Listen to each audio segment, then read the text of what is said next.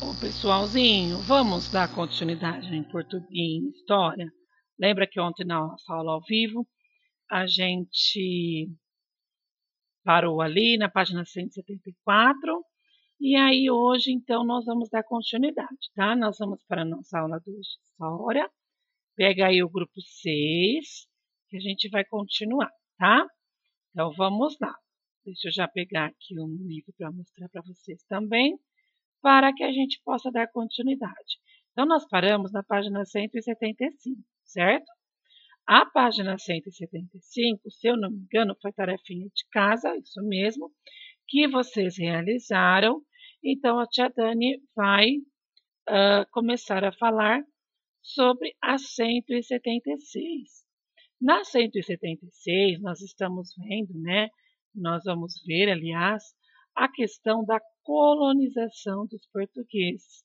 Então, eu tenho essa obra aqui, na teoria, que ela está retratando um pouco, né, do que aconteceu naquele momento da história, né? Então, até fala aqui, ó, nessa obra, Benedito Calixoto retrata a fundação de São Vicente. O autor pintou a tela de 1900 baseados em documentos históricos. Então, de acordo com o que a história nos traz, ele fez aqui toda a pintura da tela, né? A gente consegue perceber os índios, né, os portugueses, as caravelas. Então, a gente consegue aí ter uma noção, né, de como era naquele momento histórico. Agora eu vou pedir que vocês pausem o vídeo, façam a leitura, para que a gente possa entrar, então, na explicação, tá? Então, o que que acontece? Todo esse movimento, né, dos portugueses com a colonização do Brasil, ele foi resultado de um processo de uma expansão marítima, né, realizada pelos portugueses. A gente viu isso na aula de ontem. Então, os portugueses, eles tinham, assim, até naquele vídeo que eu trouxe bem no comecinho da aula, ela comenta sobre isso. Os portugueses, enquanto outros países estavam lá brigando, se desentendendo, os portugueses, eles estavam o quê? Se organizando aí para poder conquistar. Então, eles já estavam bem assim desenvolvidos nessa questão das expansões marítimas e eles queriam aí, né, nessas expansões aí materiais, eles queriam dinheiro, eles tinham interesse, né? E aí acabaram chegando na nossa terra aqui. Até aqui fala, ó, tá vendo? Vou mostrar aqui para vocês, ó.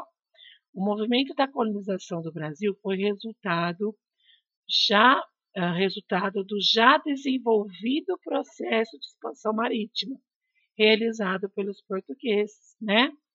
Ó, por muitos anos, vamos também grifar isso aqui, a conquista de rotas comerciais com o Oriente tornou-se mais interessante para a coroa portuguesa do que a descoberta das terras do Brasil. E olha o que fala aqui, ó, os portugueses não estavam interessados em desenvolver o Brasil. Eles estavam interessados em apenas explorar as riquezas para o seu próprio benefício, né? Então, o que aconteceu? Os portugueses, quando eles chegaram aqui e foram colonizando, né, a nossa terra, foram trazendo os padres, foram construindo as casas. Na verdade, eles não estavam interessados aí que o nosso Brasil, que o nosso país progredisse, né? Na verdade, o que eles queriam mesmo? Eles queriam estar aqui para explorar todas as riquezas que tinham na nossa terra, né? Em questão assim de benefício próprio mesmo, benefício da coroa. Então aqui também a gente falou ontem, né, sobre o pau-brasil, que é uma árvore que trouxe muita riqueza e foi muito explorado. Aqui na teoria nos mostra, ó, nos primeiros 30 anos, a única atividade realizada foi a extração do pau-brasil para as regiões litorâneas da colônia. Então, o que acontecia? Os índios, eles falam aqui, que até ajudavam, né, colaboravam aí nessa exploração. Como que eles ajudavam? Os índios acabavam mostrando, levando onde estava, ajudavam. Mas por quê? Na verdade, os índios acabavam sendo enganados, né? Os portugueses ali, eles iludiam os índios, né? Então, eles ofereciam coisas em troca. Então, vocês me dão o pau-brasil, que em troca eu vou dar alguns objetos. E para os portugueses, aqueles objetos tinham pequenos valores. Os índios, como não conhecia tudo aquilo, eles achavam, eles ficavam fascinados, né?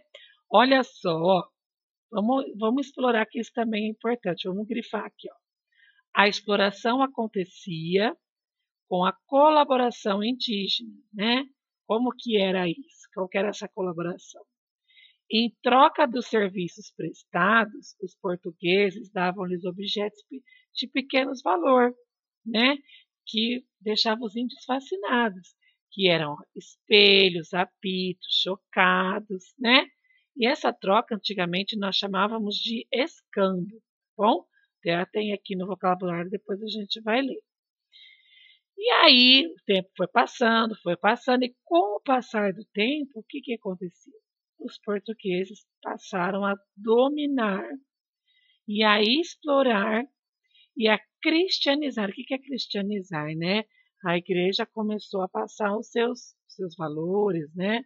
A religião para os índios que foram que já estavam aqui, né? E aí o que, que aconteceu? Eles, com isso, eles acabaram assim tendo os índios para trabalhar para eles e explorando toda a riqueza aqui do território brasileiro, tá? Então, essa foi a história aí da nossa colonização quando os portugueses chegaram aqui, né? Tudo um interesse, exploraram bastante o nosso país. Mas essa é a nossa história. Vamos para a página 177, vamos ver. Observe, vamos fazer a leitura junto desse? Então vai, porque, né? Vamos fazer a leitura que é importante. Leia comigo, hein? Observe a imagem, leia o texto a seguir para compreender melhor esse processo de cristianização dos indígenas, tá? Olha só essa foto aqui. Vamos ver como que foi isso. Os jesuítas eram membros de uma ordem religiosa católica, conhecidas como Companhia de Jesus. Eles tiveram um grande papel na colonização portuguesa no Brasil e foram responsáveis pela evangelização e catequização dos indígenas, isto é, eles tinham o objetivo de cristianizar os índios que aqui estavam, seguindo as regras da Igreja Católica, exigindo que se comportasse de acordo com os costumes dos portugueses.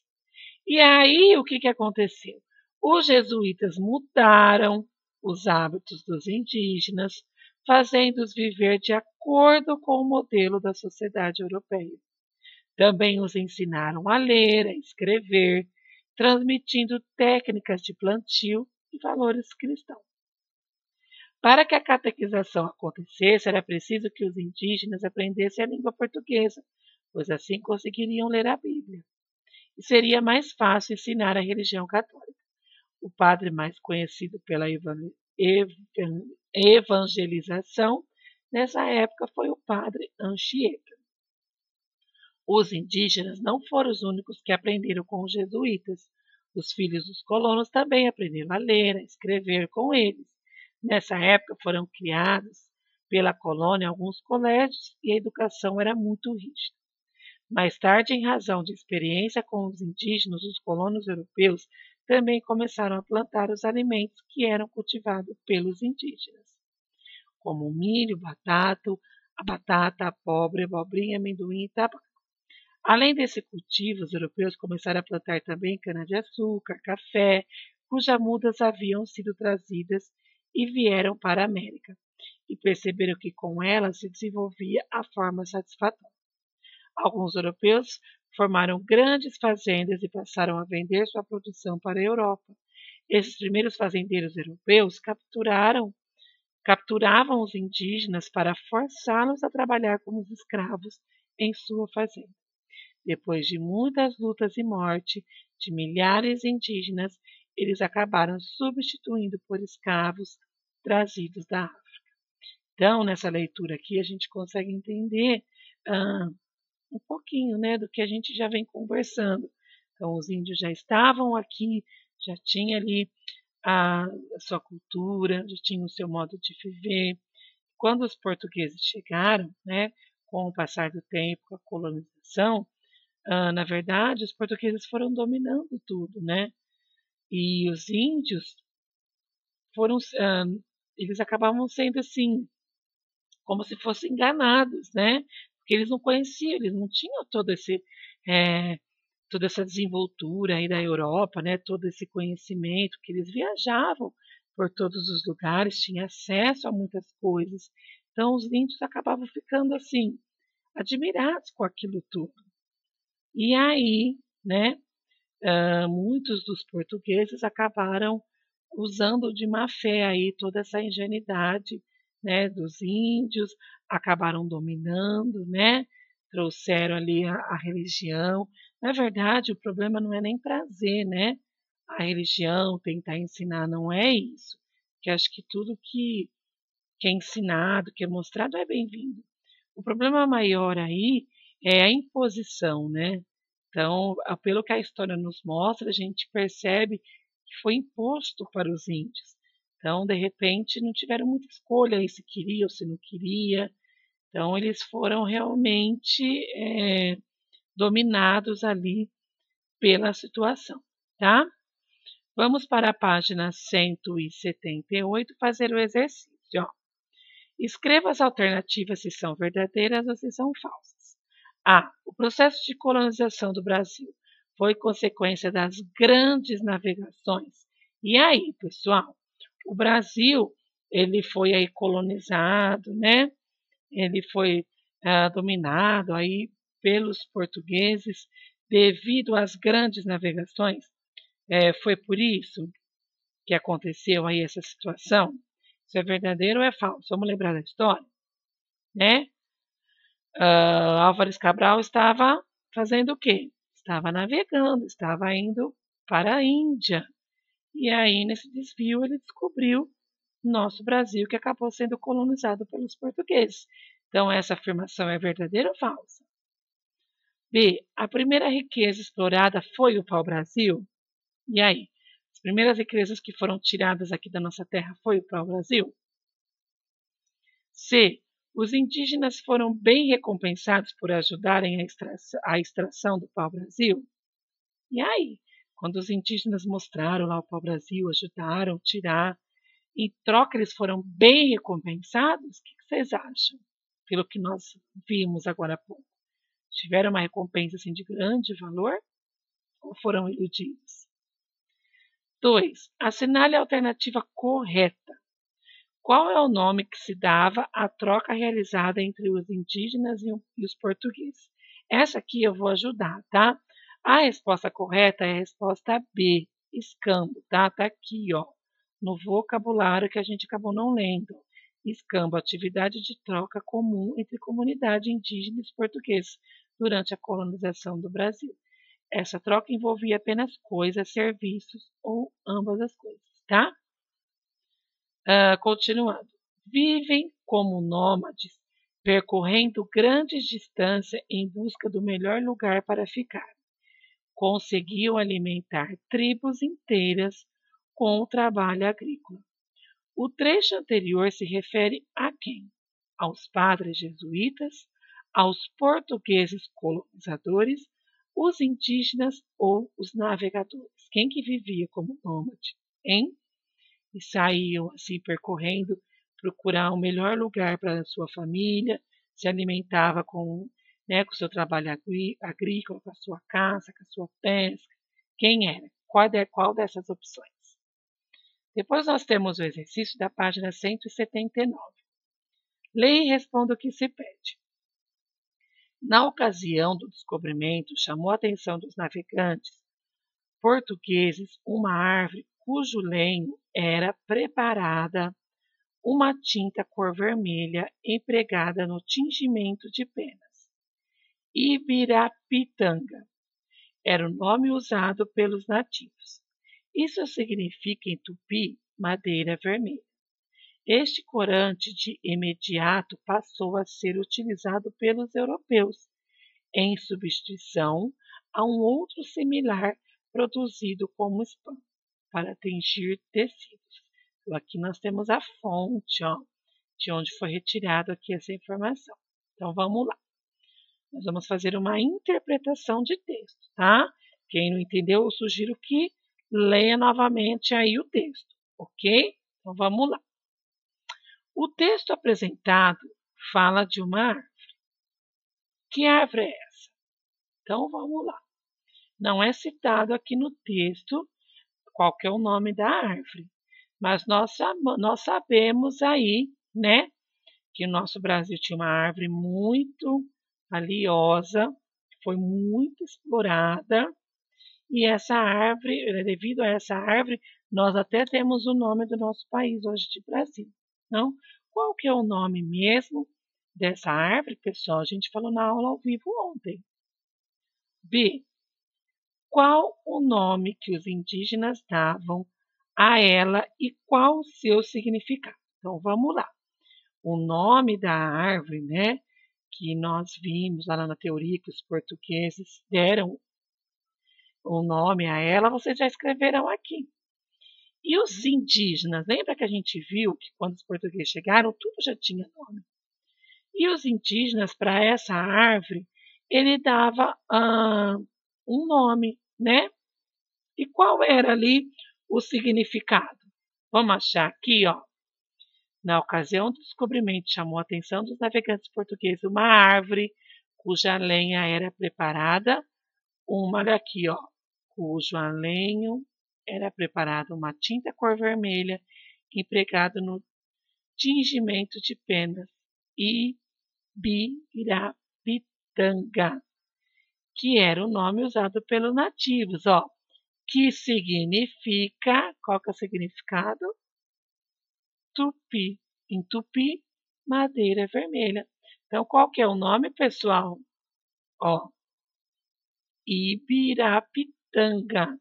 E qual que é o significado da língua dos índios? Essa palavra? Madeira vermelha, tá? Então, vocês vão escrever aqui. Para que os indígenas a utilizavam? Para que mesmo? Acabamos de preencher aqui, hein? Lê aqui essa parte que nós grifamos aqui em cima, que está falando para o que utilizava. Escreve aqui também, tá? E aí nós temos a página 180. Vamos ver o exercício proposto. A imagem mostra as ruínas da Catedral de São Miguel das Missões, no Rio Grande do Sul. O templo ainda resiste há tempo. Ele começou a ser construído no ano de 1735 e levou 10 anos para ficar pronto. Mesmo assim, sem uma das torres previstas no projeto inicial. As ruínas de São Miguel são uma herança deixada pelas missões dos jesuítas no século XVII e são consideradas um dos mais importantes monumentos históricos brasileiros, tombada pela Unesco como Patrimônio Cultural da Humanidade. Fica quase na fronteira do Rio Grande do Sul e da Argentina. Vamos ver de acordo com esse texto. Pesquisa e escreva a seguir o nome de outras importantes missões jesuítas que ficam próximas às de São Miguel e que também são consideradas patrimônio histórico. Então, você vai lá no Google, tá? E vai fazer uma pesquisa. Você vai falar com o Google, ó. Nome de importantes missões jesuítas que ficam próximos às de São Miguel. Então, que são patrimônio histórico, tá? Então, o Google ele vai trazer várias informações. Você vai escolher uma e vai escrever aqui. Então, eu vou até grifar. O que você pode perguntar? Ó, nome. Vamos falar de outras, não. Nome de. Vamos, ó, nome de, tá? Peraí, deixa eu grifar o D. Importantes missões jesuítas que ficam próximas a São Miguel, que são consideradas patrimônio histórico. Fala essa frase aqui lá no Google, que ele vai dar bastante informação. Aí você escolhe uma e escreve aqui, tá? Então é isso. Era isso que a gente tinha programado aqui na aulinha de história ontem, que não deu para a gente concluir, mas não tem importância, a gente concluiu agora, tá bom? Combinado então? Então, ó, beijão.